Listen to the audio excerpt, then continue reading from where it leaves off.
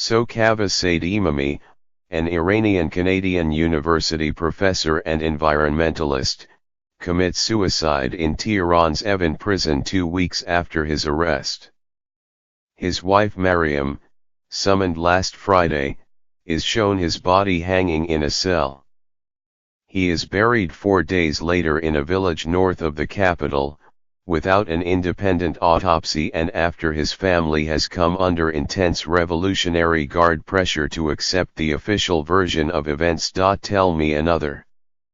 Imami's death is an outrage and an embarrassment to the Islamic Republic. I met him in Iran in 2009, on the eve of a tumultuous presidential election that would lead to massive demonstrations and bloody repression. The theocratic regime that promised freedom in 1979 only to deliver another form of repression stood briefly on a knife edge. Imami was a thoughtful, mild-mannered man, a sociologist and patriot with a love of nature.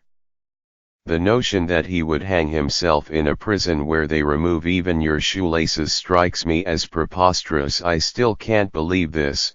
His son Ramin Said Imami, a musician whose stage name is King Ram, wrote on Instagram. Since anti-government protests began late last year, mainly in poorer areas that had been strongholds of the regime, Imami is the third case of a supposed suicide while in custody.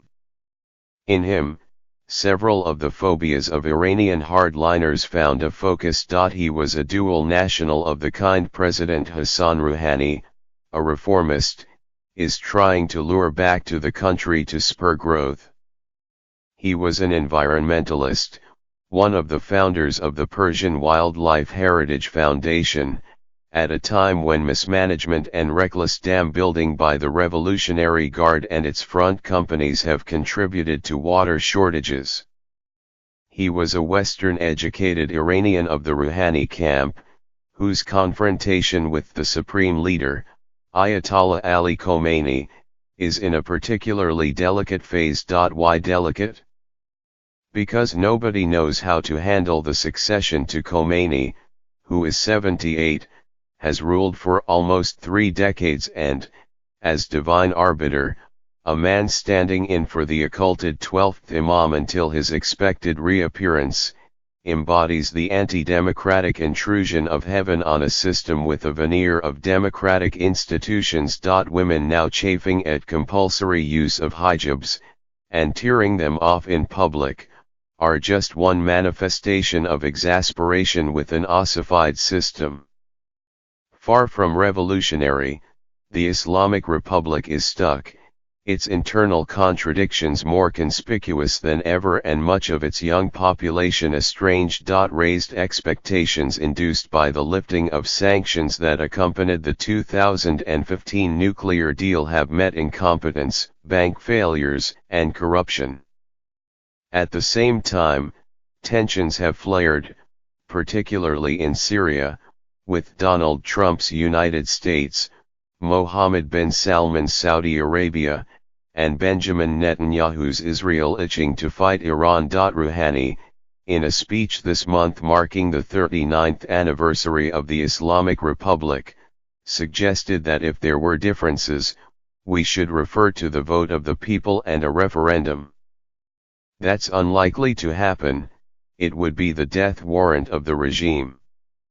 Still, its mere mention was audacious. Enter Imami, a man who returned to his country after the revolution and fought in the war against Iraq, a family man with a quiet determination to usher the country to a better future, and a man in the wrong place at the wrong time. He fell victim as a pawn. Hadi Ghimi, the executive director of the Center for Human Rights in Iran, told me. The official account has no credibility. Why no autopsy? Why terrorize his family? Imami's death is an indication of the gathering storm in Iran. In a written statement to the New York Times, Chrystia Freeland, the Canadian Minister of Foreign Affairs, demanded an accounting. She said, We are seriously concerned by the situation surrounding the detention and death of Mr. Said Imami. Freeland continued, a Canadian has died. We expect the government of Iran to provide information and answers into the circumstances surrounding this tragedy. Iranian authorities say Imami confessed to spying. They say they have a video of him preparing his suicide. Mohammad Javad Zarif will be at the Munich Security Conference this weekend. Perhaps he would elucidate on this unlikely sequence. Certainly, he should be pressed. When I met Imami in 2009, at the height of the Green Movement for political change, he told me that the surging turnout meant that, it's become impossible for Ahmadinejad to win 50% in the first round. And that means a second round. This conclusion was based on scientific polling.